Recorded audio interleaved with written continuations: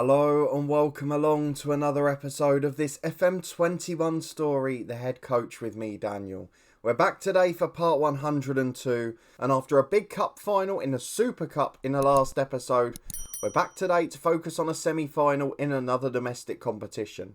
This time it's the Copa Del Rey, it's Barcelona who we're facing, and we've got to be on our best form. So we've got the first leg today, as well as a massive match of 4th place Sevilla away in La Liga. The gap just 3 points at the top of the league after we dropped points at the weekend. And that could get very tasty and be out of our control if we don't keep ourselves in good form. And then in the next episode, we'll be back for the second leg of Barcelona and for the second leg of Celtic in our last 16 Champions League tie. So a really big couple of episodes to come. If you're looking forward to them, please do chuck a thumbs up on it. Subscribe down below for daily FM21 content from 2 long-term stories. I've got my biggest ever month of streaming coming up, both with Football Manager and with Euro 2020 watch-alongs. So you can catch up with those over on Twitch, and there's a link to the channel in the description below. If you haven't already, please do come and follow me over there. And there's also a link to all of our playlists and the food channel up in the eye above. I had my first full video earlier this weekend. Thank you to everyone that supported it so far. And if you haven't already, again, please do pop over and subscribe. It makes a massive difference as we try to grow. But let's go and have a look at what's been happening since you were last with me. Because in addition to all of the fixtures, in addition to that little bit of tension in the title race, we've also got some transfer news from deadline day. And although in terms of players, we've got a better one than we sold from the first team, I'm not convinced it's a good thing for the club. And let me go and show you as to for why. If we go and have a look at the transfers, so Facundo Pellistri has agreed to join Porto at the end of the year. But probably more worryingly, as well as signing a quality player for nearly £40 million, we've sold Joseba Hernandez. Now, we've had centre-half problems all season. Hernandez, of course, started in that Super Cup final because we didn't have anyone else fit. Arsenal have signed him for £22.5 million. Now, I accept that he wanted to go, but he's a homegrown player in the nation, he's a good centre-half, and more importantly, he hasn't been replaced. So I'm a little bit concerned about that. So a good player leaves the club. It leaves us with just 3 centre-halves, 2 left-backs and 2 right-backs. Okay, the backups in those positions can cover centre-half, but 7 defenders to get us across 3 games a week is not going to be enough at times, particularly when a couple of those have proven to be quite injury-prone. What we have got, though, is a strengthening in attacking areas. So Yasser Ghalami is coming from Borussia Mönchengladbach. Ignore all the little deals for youngsters for £39.5 million. Now, Ghalami, as well as being an Iranian international who's scoring at a ridiculous rate for them as a midfielder, is a 4-star attacking mid. He's got great potential. He's still improving. He's considered to be an elite level player. He's been in good form Borussia Mönchengladbach. He's played a Spanish Cup game for us as he warms into his shirt. And he looks an absolute superstar. Maybe not the greatest personality. He tries to play the killer passes. He likes to dink the ball over the keeper. I mean, he's got a lot of the attributes that we could like. And a lot of the ones that suit this game. So for me, coming into Real Madrid, perhaps the attacking position we were weakest as a backup was here with Jacobo. So that does strengthen that area of the pitch too. He's a little more versatile, can cover up front at a push, and he's just oozing quality. So another really good addition to this squad. But I am a little bit worried in terms of the trade-off that we've not managed to get another centre-half in. There was one that we had an offer for, and I've got to say, for Steaua Bucharest, I have no idea what's going on. They are producing a stream of wonderful centre-halves. The latest one, who we tried to sign, the director of football put a bid in, but then he got rejected because he failed his medical. And this man is the one, Razvan Pasescu. £2.5 million. He's a wonder kid centre-half. It's the same club that Anache came to Tottenham from. There's also another one who's a world-class player who I think's at Leipzig in game now. But what a stream of kids these are. And again, his fee release was about £6 million.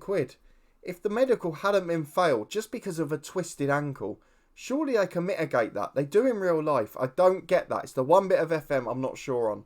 He would have been the perfect replacement. So the director of football spotted one, but the medical was failed and he stays at Steaua Bucharest. So maybe he'll get revisited in the summer, although we probably hope not, because if things go our way, we'll be moving on to a new club. But let's go and have a look at the schedule quickly for what the results have brought us. You were with me for that Sevilla match and then for the Valencia thumping straight after. We played 7 games since then and we were in good form until the last one. So we beat Cadiz 2-1 in the Cup. Nico Williams with a late goal. Not that one to get a consolation after Chiesa and Tomori scored ours. We beat Las Palmas 4-0, no repeat of the first day of the season. Cesar Fernandez, Jacobo, Dave Klassen and an own goal there. A 6-1 win at home to Celta Vigo. Militao, a Palistri brace, Del Rio Fernandez, Klassen and Cesar Fernandez with goals each. And then Tenerife we won 3-0. Pretty much a similar story all season. The first half we keep the ball, we gradually break teams down. And then in the second half we just come to the party. 2 goals for Jacobo in the second half and 1 for Lautaro Martinez. Into February, the pattern pretty much continued, albeit we had a good first half against Alaves. Covenant and Evangelista with goals before half-time, Dave Klassen with a brace of penalties after it. That was followed by a 2-0 win at home to Real Betis in the Spanish Cup. That's got us to this semi-final today.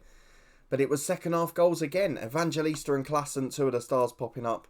And then a 3rd minute goal to break the trend against Villarreal. But it was too early. We couldn't hold on. Gabriel Martinelli, now at Villarreal, equalised just before the break. It stayed that way. It was 1-1 at the end. It's 2 drop points. Barcelona in flying form. And they're now only 3 behind. We've got them in a cup game today. The Sevilla match is massive. The Atletico Madrid game's massive. It's basically a crucial month for the season. If we lose to Barcelona, if we go out to Celtic, and if we drop points against Sevilla and Atletico Madrid, then potentially that Super Cup becomes the most important game of the season because it's the only trophy we'll win. But we're hoping it won't come to that. Barcelona are the opponents tonight. It's Celta Vigo, the Atletico Madrid in the other one. And to be fair, Barcelona bottled it in the Super Cup, so we never got to play them. Let's go and have a look at the lineup for today though. We're not going to worry about the ones with the heavy match load.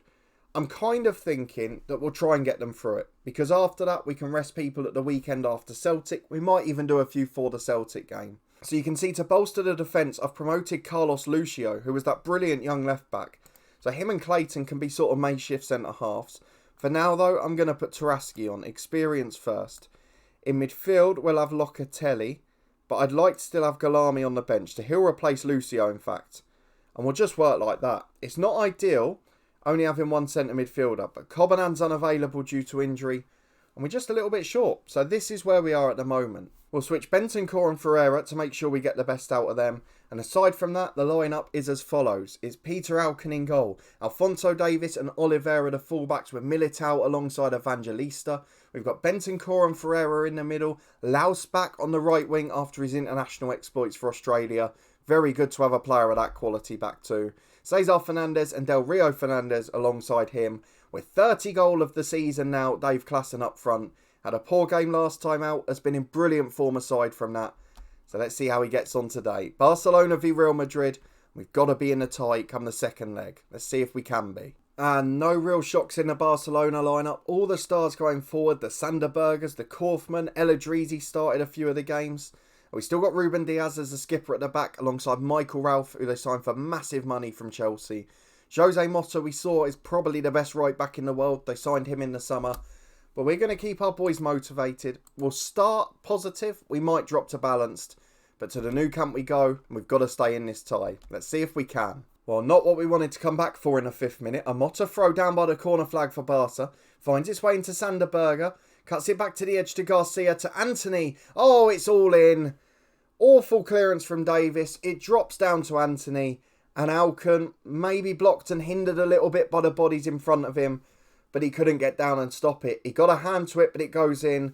We're going to drop to the balance mentality. We just want to regroup for 10 minutes. And now we've got a free kick on the right where Laus into the back post. Eder Militao chases it. Ralph gets there first. Clears it downfield. And will Barcelona get there? Oh, El Adrizi's beaten Davis. He's really missed out there. He should have got there. And there's a man at the back post unmarked. Davis blocks the first cross. El Adrizi picks it up on the right though. The Copa del Rey, if we're not careful, will slip away in the first leg here, because we are at threat of getting pasted. If we go 2 behind, it's a very different game. As the ball's in, Evangelista's missed it. Best player on the pitch, and he does that. Berger gets the shot in just wide. It's been a horrific start from Real Madrid. Not only have we not got the goal, not only are we behind, we've been absolutely battered and looked all at sea. So I'm going to demand a bit more, because we've got to get a better performance than that. And hopefully by half time we can at least have a shot. Well, we have managed a couple without a highlight, but looking at the stats, it's about the only positive. As Kaufman gets released down the left again, Oliveira all over the place. On a yellow card, he's now got beaten easily. It's cut back to Anthony again. And the block's there by the centre half, but this is not pretty.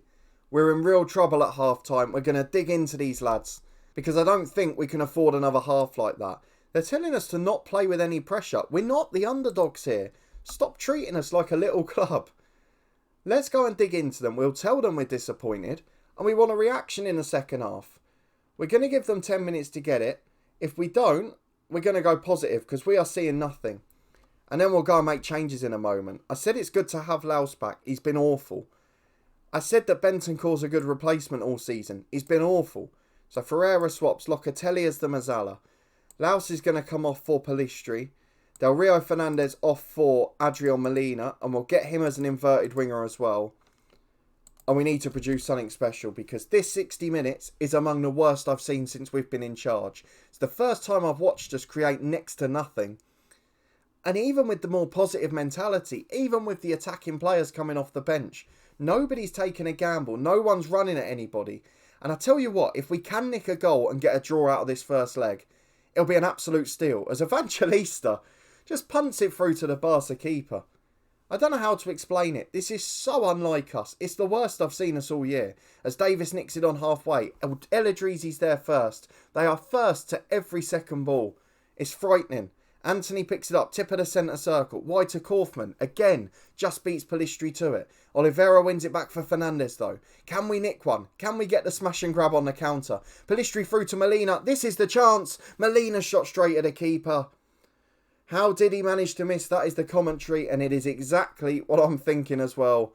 We're not going to get a better one than that. I mean, I think it might be the first one we've seen all game, and we've let it slip by. It's going to remain 1-0 to Barca.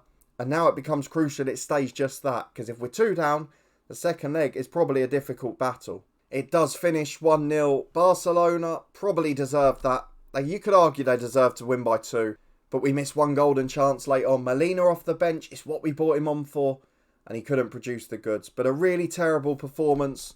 Probably the worst of the season so far. And now we've got to bounce back. Because we've got 3 days with tired legs. Until we face Sevilla away from home. They're the only side Barcelona have lost to this season, and they're the difference between us in the league. So if Sevilla do the same to us, could be all square with a third of the season to go. Well, not the warm-up for the Sevilla game we were hoping for. Militao and Klassen both picked up small knocks. Says they're fit for today, but I'm not sure how much we can risk them. We'll have a look when we get to the team selection, of course. Celta Vigo were at home to Barcelona in a 7 o'clock kickoff, so we should on our way be about to find out the latest score. Please, Celta Vigo, do us a favour. They are doing us a favour. Now, if the timings are right on Football Manager, in fact, that's full time. It's an hour and 45. There's no latest score there. Barca have dropped 2 points. So now, this becomes a bit less pressurised. If we can nick a point, I'd argue that's a good result. And of course, it keeps us invincible, which is, on a side note, a very slight objective for the season now, having got this far. But let's see what's recommended in terms of changes. Right, Cesar Fernandez is knackered. Militao is injured. So, Tomori in and Molina in. Or in fact, we could go for Galami. First start in the league, let's do it. They're also recommending I take Bentancur out. Now, I'm not sure of the reasoning for that, but given the fact that him and Locatelli are near enough like for like, I am going to do it. But the rest of them will rest against Celtic. I'm not so worried about that at the moment. Clayton's back fit, so him and Taraski will be the sub-defenders for us. We'll also have Jacobo. He'll come onto the bench for Fernandez. And we are actually, bar Chiesa, down to that 18. We've got 18 fit senior outfield players and 2 goalkeepers. That's what we're down to. It is not a strong squad. It is not the rotation we could afford at Tottenham with 25-30 players. Yes, the lineup is absolutely exceptional at its best, and with 3 or 4 brilliant replacements. That first 15 or 16 is far better than Spurs. Behind it, there's next to nothing. It's not been helped by the January transfer window. Laus got to sort out his attitude as well. But let's see if we can get a result today. We need some big moments. We need a big first league start from Galami. And the changes are him, Locatelli, and also Tomori coming in.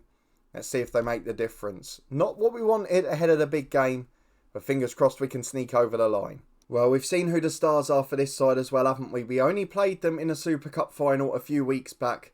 It was Shebanov who's the start. He's not playing through the middle by the looks of it today. They have been moved round a tad. but still a very good team. Hasanovic in goal, we know he's got quality. So let's show what we can do. Let's get into the first half. And after Celta Vigo did us a big favour and Barcelona dropped points, if we can get that gap back to 5, it'll probably be a hammer blow for Barca. As we're back almost immediately after the kickoff with Matthew Laus on the left. He's coming forward on our right-hand side, their left, to Oliveira. Gets towards the byline. It could be the perfect start yet. Back to Laus again. Good tackle. It's into Galami though. Oh, we talked about a big moment. And that should have been it. They've said he'll kick himself for missing it. He was 8 yards out. He had a free strike at goal. And he made it easy for the keeper. He's still marked as the best player outfield for us so far. But that was a gilt-edged chance. And you can't really afford to miss them. As Alphonso Davies with a throw on the left to Del Rio Fernandez. Loses out, but it falls for Locatelli. He starts again with Evangelista. Now Vitinha up to Klassen. Lovely play to Galami. Takes the simple option this time. Vitinha releases Laus though. Brought down in the box. Where's the VAR there? It's cleared long downfield. Davis gets there first. Evangelista mops up and chips it to Galami. Down for Del Rio Fernandez. Davis overlapping again. Shebanov gets there first. Only holds it up momentarily though. To Vitinha. About 40 yards out to Laus. To Klassen. Don't know who he was trying to find there. Rodriguez clears, but it is constant pressure. They can't get out of their half as Locatelli and Vitinha get it. Davis wide to Del Rio Fernandez. Can we get the goal the pressure deserves? Galami tries to do something. Gets into the box. Stunning from Galami. Skins his man. Whips it across the box. And it's that corridor of uncertainty which Dave Klassen storms into. And he slides it into the open half of the net. Sevilla 0, Real Madrid 1. And this could be a big performance and a big result. Maybe not. It's a throw for Sevilla on the left. Vitinha heads away. Laus can't get there before Rodriguez, who cuts in field to Rivic. Wide to Nuafor again. Good block from Oliveira, but it's fallen to him again. Into the back post. Elias just misses it. Literally an inch or two over his head. Vitinha clears downfield, but it's really hopeful. It doesn't get anywhere. Mulder goes back into centre half. It's Vilfort over the top, and Tomori wins the header. Really good from him. The concentration, considering he's only played the cup games, has been very good. Laus is on a mazy run. Goes from right to left. Who's with him? Del Rio Fernandez is. Cheeky back heel. Fernandez into the box. Poor pass back to Davis. Shebanov intercepts, but the clearance only goes as far as Oliveira. He finds Tomori. Back to Oliveira again. 2 down the line. Lovely through ball to Klassen. Wonderful, wonderful pass from Oliveira. Everyone thought he'd play simple to Laus. I certainly did. But he just slid it through between centre half and full back. And Klassen runs onto it. He is really finding his feet now. Alphonso Davies has got a knock, a yellow card and a bruised ankle. So we'll bring on Tony Clayton for him. Maybe not a harm to bring on the more defensive fullback now. But let's see if he can warm up to the game. As there's a throw on that side of the pitch for Sevilla. Oh, it's an unmarked cross for Shebanov. And it's headed in at the back stick. And that change could cost us. 2-1 now. Sevilla get a lifeline before the break. And the substitutions harmed us. Now Galami's got an injury. And that's a shame because he'd been brilliant so far. Clayton gives it to Vitinha. Can we restore the 2-goal lead before we're forced into our second sub? Klassen picks it up to Laus. Through to Del Rio Fernandez. Blocked towards Laus again. And Laus makes no mistake. The defenders a little bit like statues there. But Matthew Laus, after a poor performance against Barca, is back in this one. And now, with Galami injured as well, we're going to have to make the change. Adrian Molina on. Fernandez into the middle. And Molina will be an inverted winger on attack. Not an ideal 40 minutes in terms of injury news. And the 2 that had fitness tests before this, Klassen in particular, still involved. That's something we've got to worry about. Gajaro tries to release the striker. Tomori does well. Considering the turgid display against Barca, this has been a fabulous performance and a wonderful game to watch. Clayton on the left again to Evangelista. He chips it to Locatelli. Releases Del Rio Fernandez to Klassen. To Molina. It's lovely football. Wonderful interchange. And Molina hits the post. It's clear behind for the corner. Should really have been 4. As the corner will be delivered by Matthew Laus. In swinging delivery. To the back post to Locatelli. And he loses out in the air. Rivic gets away. Can Sevilla counter us here? It's a 2-on-2 at the moment. We've tried to hold our runs. We've tried not to get drawn to the ball. And Tony Clayton, I tell you what, for whatever he did for that cross for the goal, he made up for it there. As he's got a throw at the other end, which Molina flicks on. It is end-to-end action, but we are getting caught on the counter.